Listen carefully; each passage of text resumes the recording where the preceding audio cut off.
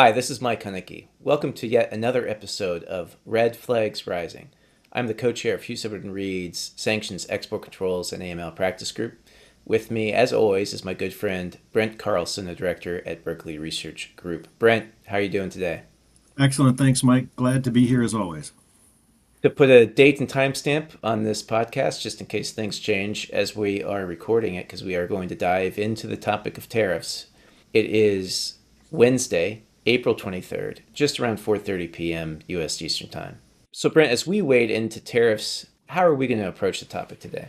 Well, Mike, we've talked a lot about export controls and how a white collar mindset is coming into the export control world. In the tariff world, it's the same thing. This is all being driven by the America First trade policy, which puts a priority on tariffs as well as export controls in terms of national and economic security priorities. So, we're going to talk about how we're seeing the convergence between trade compliance and the white collar world and how that's going to be playing out in the tariff world. Brent, the news is all over the place. I think just a few hours before recording, we saw a significant update in the potential decrease in the tariffs on China. How are we supposed to chart a steady course through these rough seas? The good news is that despite the chaos, clarity may be found by discerning the signals through all the noise. The world is being whipsawed by tariffs. Uncertainty reigns and chaos abounds. Tariffs are on, tariffs are off, tariffs are delayed. Tariffs are back. No one really knows exactly where these are going to go. This makes business planning extremely difficult, if not impossible, to say the least. And that's my Captain Obvious statement of the day. Thank you, Brent. Anyway, nevertheless, if one takes a step back and look at what are the larger megatrends that are driving the entire situation, you can see what are the signals through the noise, and that can help in the business planning and strategy process. One of the things we also try to help people analyze accurately is what is the risk that you need to manage against? As a corporate compliance officer, you need to be thinking about what are the potential fines and penalties that we might face. The vast deltas between some of the different tariff rates for different countries or for different purposes are going to create huge incentives for smuggling or bad ideas. I think that's a good way to think about it. We're looking at that convergence of tariffs, trade compliance, and the white collar world. It's important to keep in mind where's that gray rhino coming from, that big major issue that's coming our way that may not be fully recognized within the organization. In terms of discerning that signal from the noise, one thing is just understand that the world has changed. Increased tariffs are here to stay in some way, shape, or form. The international trade world that we knew over the past 3 decades, and even going back to the Bretton Woods Accords at the end of World War II, is gone, and it's being replaced by something else. What will this new order look like? It's not going to go back to the status quo ante where you had a movement towards as free a trade as possible because trade is now intertwined with geopolitical considerations. For a long time, the U.S. viewed how to make international economic policy in a way that best served U.S. national security policy was to promote free trade. If you look back, for example, at 1997, then Treasury Secretary Lawrence Summers said that the United States economic policy should and will be based on the idea that promoting integration and prosperity around the world is enormously in our national interest because of the stability it brings in a world that is still a dangerous place.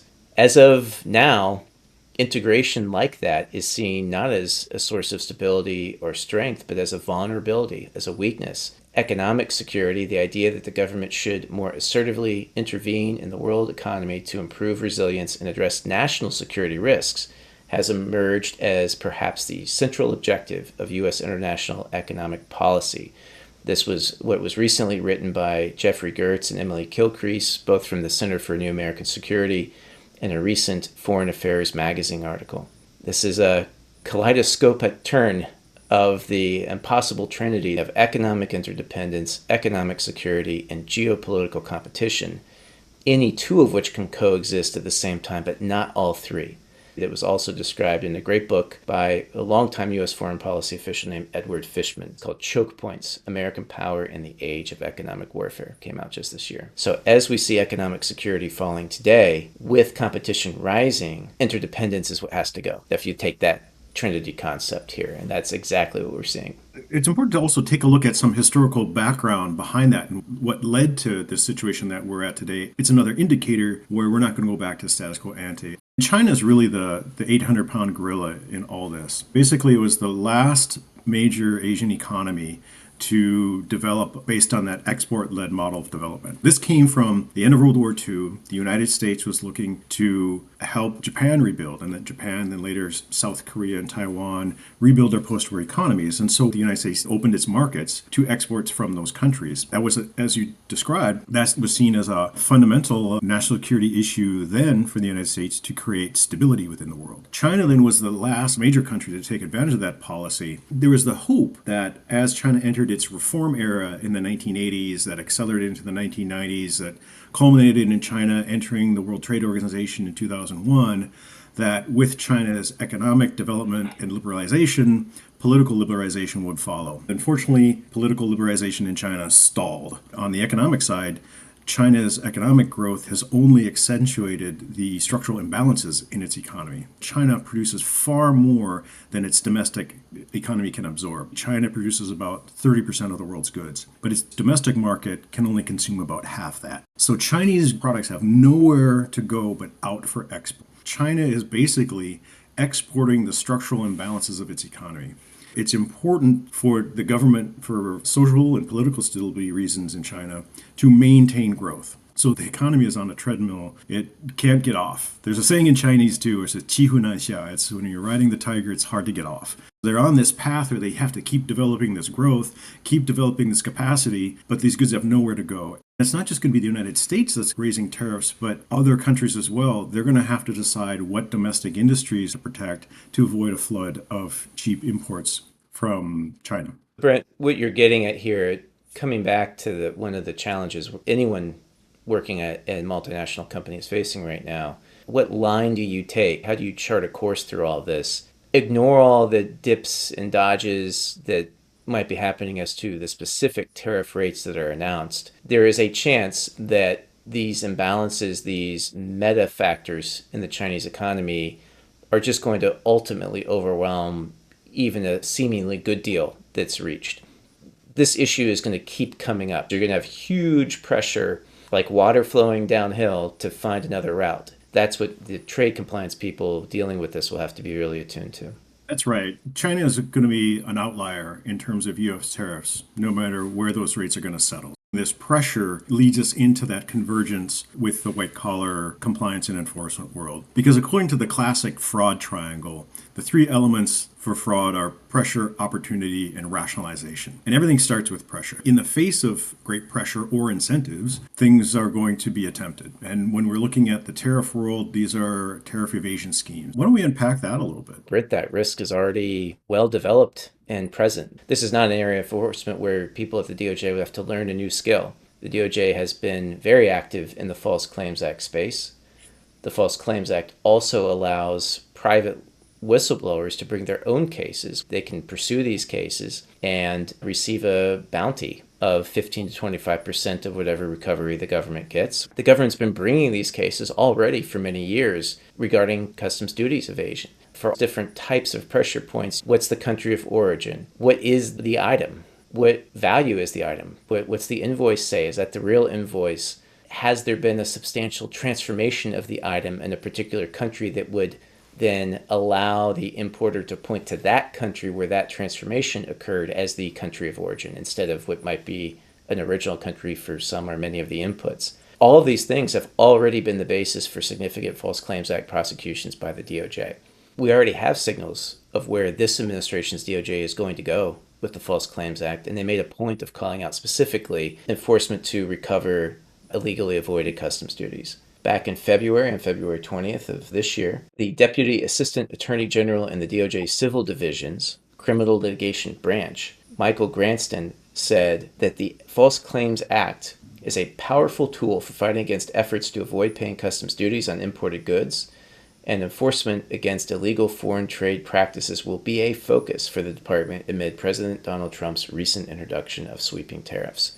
So wherever the tariffs sweep, as far as the percentage back and forth, here you have an appointee in the new administration asserting that this is going to be a key area of focus. You also see tailwinds coming out of Congress as well. There was a recent announcement by the House Select Committee on the Chinese Communist Party that recognized these evasion schemes with PRC companies trying to shift products through other third countries claiming that these were not PRC products. At the government level in the United States, they're highly attuned to this, and there's a lot of pressure to ramp up enforcement very quickly. The administration is not going to want to be embarrassed by media reports that indicate that the administration is losing millions of dollars in revenue because companies are being allowed to get away with these various schemes to reduce the customs duties improperly. So fully expect the DOJ to be empowered by the administration to look for violations of these laws and look for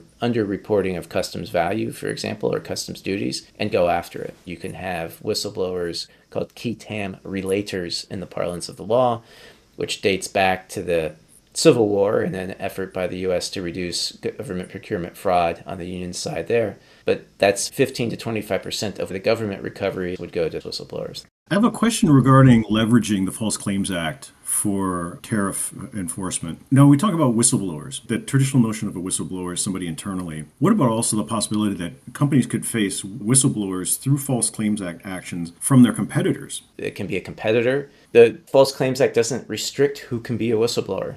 Brent, one thing that we've hit on in prior podcasts and in prior blog posts that we've written is the value and the importance of assessing your risk by looking dynamically at how things have changed over time. It's exactly the same here.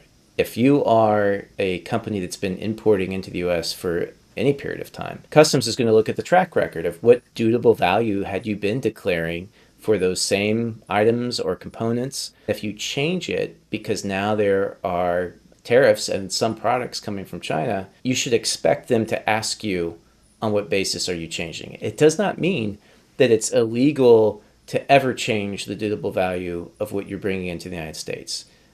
It's important to keep in mind that there are different tests that the Customs and Border Protection folks will accept and that they will expect you to defend what you declare. You should fully expect that if there's any significant change between what you're doing in December of 2024 and what you're doing today, you will at some point or another be asked about it. Changes in where you say things were substantially transformed, where you say they're coming from, what you say they are, will be probed.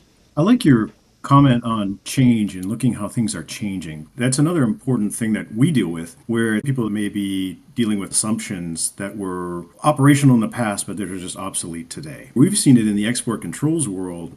How is that going to be applied in the Tariffs and False Claims Act world? And these are two areas, penalties and knowledge.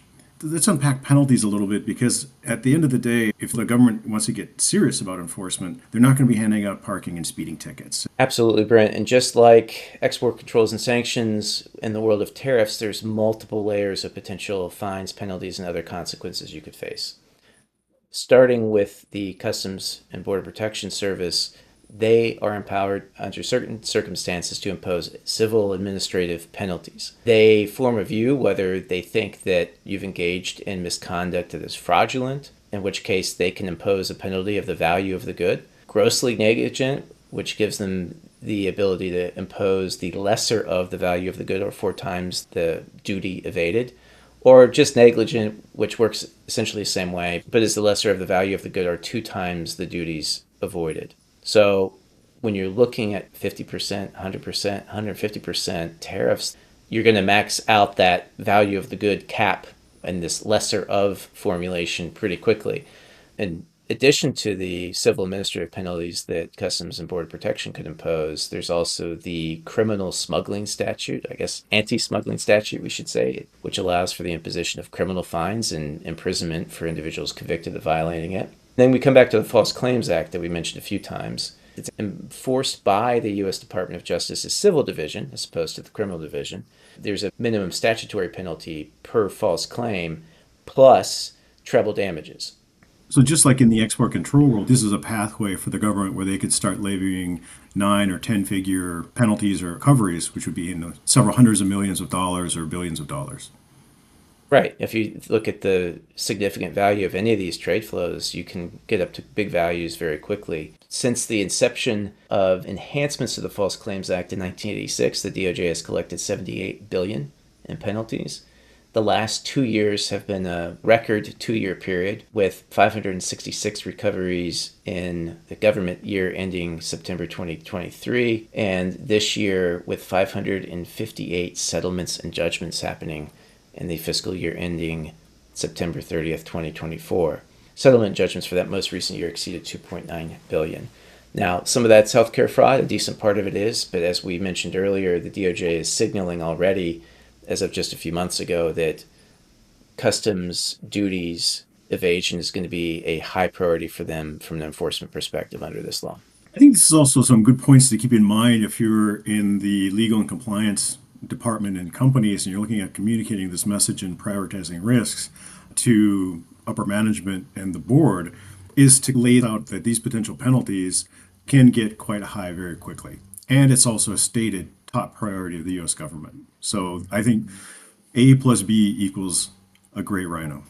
Yeah, and this is all starting to bleed together with other areas of economic security law, right, Brent? Richard Vanderford at the Wall Street Journal wrote a piece for the Dow Jones Risk Journal in which we were quoted about how tariffs can be used for punitive reasons, and that just compounds all these issues. Mike, I also wanted to talk a little bit about knowledge. We've talked about the full definition of knowledge under the Export Administration Regulations and how that's evolving. How about in the False Claims Act?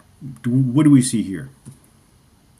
Well, it's very interesting, Brent. There's a fair number of parallels in how the law is written and then what that means for trade compliance programs and how to anticipate where your enforcement risk might be.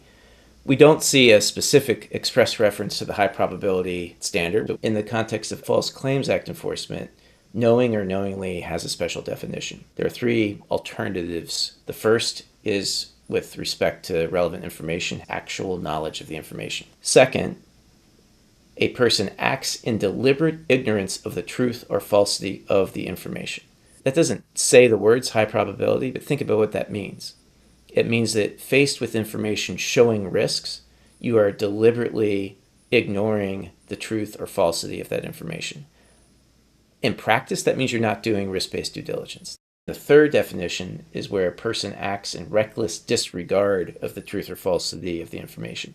I think for most of the people listening, and assuming they're working at multinational companies with some form of trade compliance departments, that's not going to apply. That's shipping something without a compliance officer, for example, or not taking any effort to look at it at all.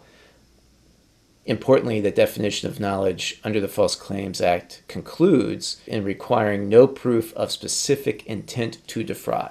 So why don't we talk about some practical strategies that companies can take in this new and evolving environment? U.S.-China relations are heading in one direction, and that's not a positive one. While there may be periodic reprieves, these trends are going to continue for the foreseeable future. Companies are going to have to plan accordingly. Continue diversification beyond China. Part of that diversification process is to update a profile of a risky supplier and supplement vendor due diligence processes accordingly to look for those potential red flags. These could be some things where you're looking for any sort of restricted party affiliations.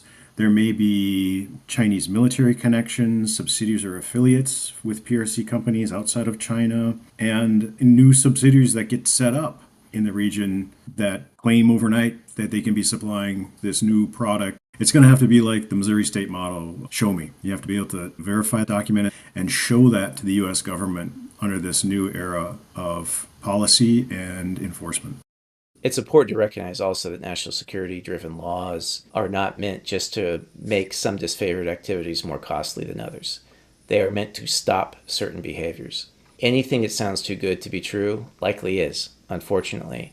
These tariffs threaten to put many companies out of business, or at least require them to completely rethink how they come to market, how they build their products, how they manufacture.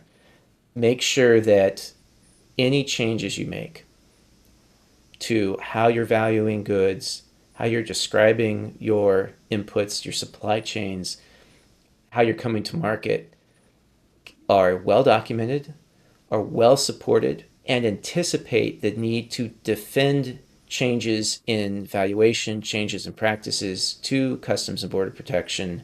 It's very likely that they will sit on your product and ask you to explain. You don't want to start the process of preparing the explanation at that point. So if you're going to take some positions to try to reduce your tariffs, plan in advance for having to defend those robustly because they will be challenged. One example in particular, Brent, is the concept of transfer pricing. This is usually a tax issue. It's the pricing that companies within a corporation use for intra-company transfers. There are tax aspects to this. Do not assume that transfer pricing that's acceptable for tax purposes is automatically acceptable for customs purposes. Don't launch into it. It sounds like a good solution unprotected by the analysis and advice about whether what you're doing is going to be acceptable to Customs and Border Protection and how you can defend it when you need to. You should assume that you will need to. Well, Brent, that brings us back by increasingly popular demand to managing up. What's your segment for managing up this week? Be not afraid. This comes from a guest essay by retired U.S. Army General McChrystal in the New York Times on April 13th, in which he says, "The strength of our character is not defined by the absence of fear, but by our ability to face it, to rise above it, and to live and lead with integrity." Look, changes are coming fast and furious these days. Amid the chaos and uncertainty, take a step back and look at the bigger trends through data points that may be pointing in all directions. Recognize that the world is changing and we're not going to go back to what it was before. We're in a period of fundamental change. And those companies and their people who understand this are going to leave their competitors behind. By facing our fears, we can achieve clarity from chaos. The signals will then stand out from the noise. Be not afraid. Well said, Brent. Well, Brent, that concludes the latest episode of Red Flags Rising. I'm sure this will not be the last time we speak about tariffs and the importance of compliance programs to protect companies and the bottom line in the face of such tariffs. Brent, be well. Thanks, Mike. Be well.